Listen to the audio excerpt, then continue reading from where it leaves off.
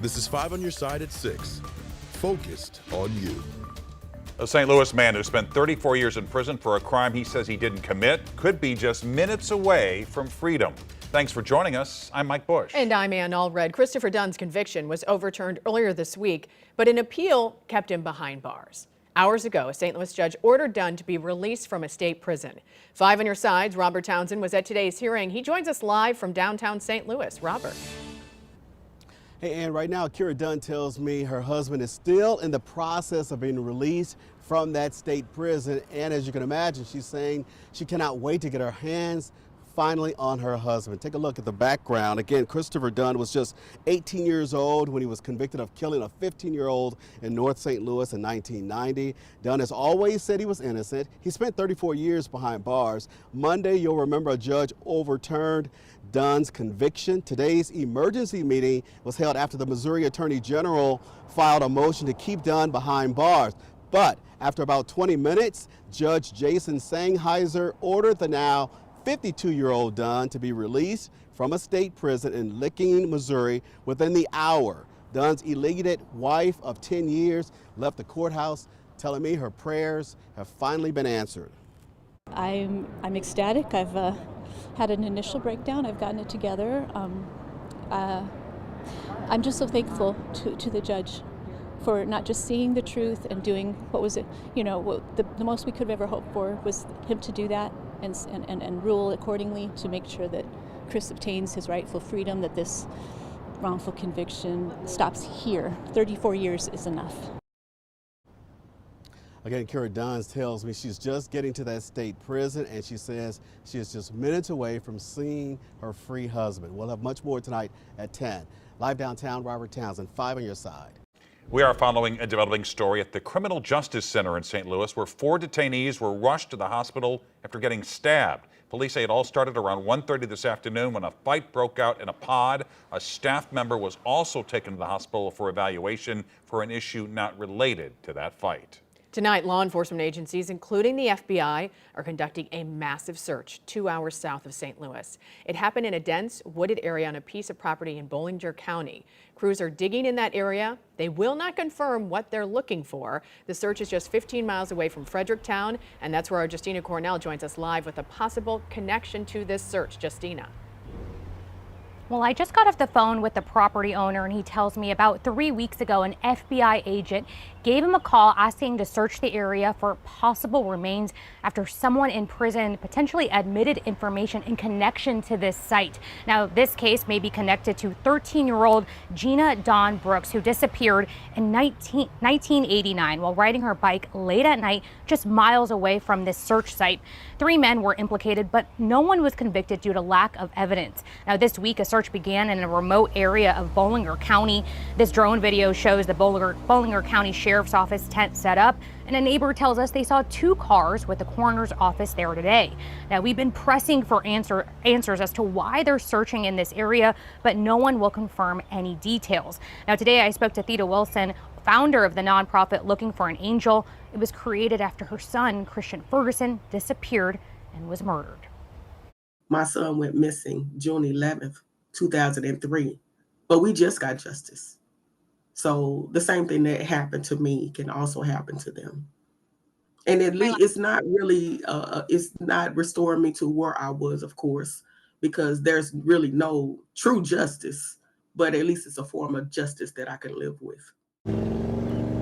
She also said no matter how old a case is, every case deserves to be solved. As soon as we learn any information, we'll make sure to update you. Reporting live, Justina Cornell, 5 on your side. Voters could decide in November to radically change the structure of St. Louis County government. Legislation has been introduced that includes a nonpartisan manager overseeing day-to-day operations. 5 on your side's Megan Kernan has new reaction tonight about how this would impact residents. Megan. Mike, Councilman Mark Herter is looking to shake up the way St. Louis County government is run. He says what the county has been doing is not working, and he hopes to fix that with the new role of county manager. We need to do something different.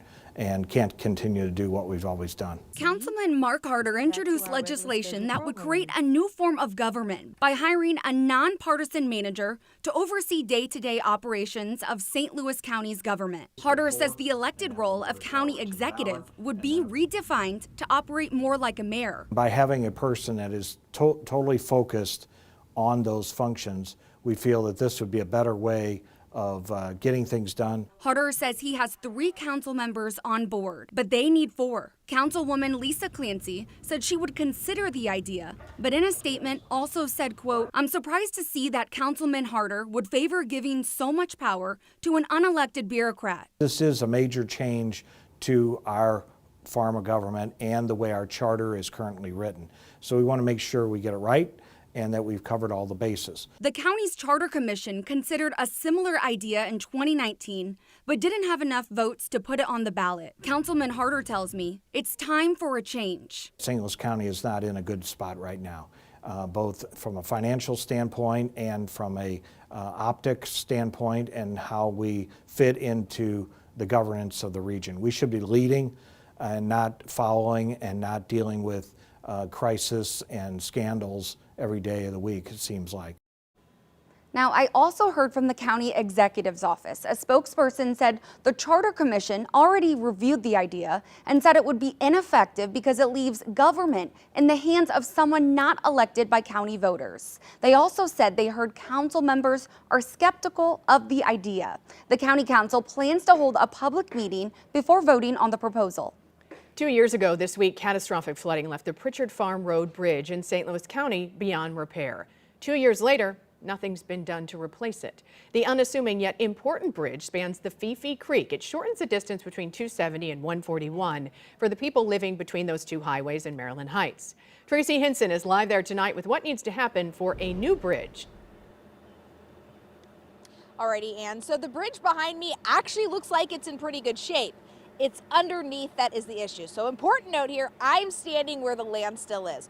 Once you get to the bridge span, there are pillars that are supposed to be anchored into the bedrock below, and they're not. They're just dangling above an open stream, which is why this bridge has been shut down. Now, there's no timeline for the county to replace it, and the Pattonville Fire District Chief says that's just unacceptable. 4 to 6 minutes is when brain death occurs, when people stop breathing. So therefore, those life-threatening situations, by closing that bridge permanently, adds on 2 minutes and 40 seconds of response time for us to get to the same location, which is unacceptable. Jim Usry, the Pattonville Fire Chief, says St. Louis County leaders have waited too long to start repairing the damaged Pritchard Farm Road Bridge. It's been unstable since flooding on June 26, 2022. For our medical response, we're in a bad location. For the simple fact, we can see it from here, but we can't get to you in a timely manner. Molly Witzowski lives nearby. She says it used to be just a nuisance when it was closed by flooding, but now it's a concern. I didn't think about it when I was kind of just driving myself, but now, I don't want it to take any more extended time for fire department, police, anyone to get here and help out if needed. Usry says the FEMA funding window is about to expire, and St. Louis County now wants Maryland Heights to take over a bridge project that isn't even their road to begin with. Irresponsible, to say the least. It was irresponsible for the loss of the federal funding. It was irresponsible to take the approach that we'll just deadhead this and give it away. And it was irresponsible to look at the bigger picture of what it does to our community and our public safety response. Now, I did ask the St. Louis County Department of Transportation for an interview so they could explain to you what is going on. They declined that interview and told me that without the $6 million in funding needed to replace the bridge, there just won't be any timeline for the project. In Maryland Heights, I'm Tracy Hinson, 5 on your side. Coming up, police make an arrest in a Webster Groves attack. The reason they say it's connected to a series of crimes targeting women in Kirkwood. Plus, a local school district not taking the summer off when it comes to nutrition.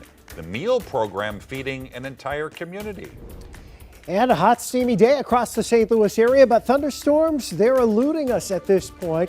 We'll show you when the chances ramp up and look ahead towards the weekend in 8 minutes.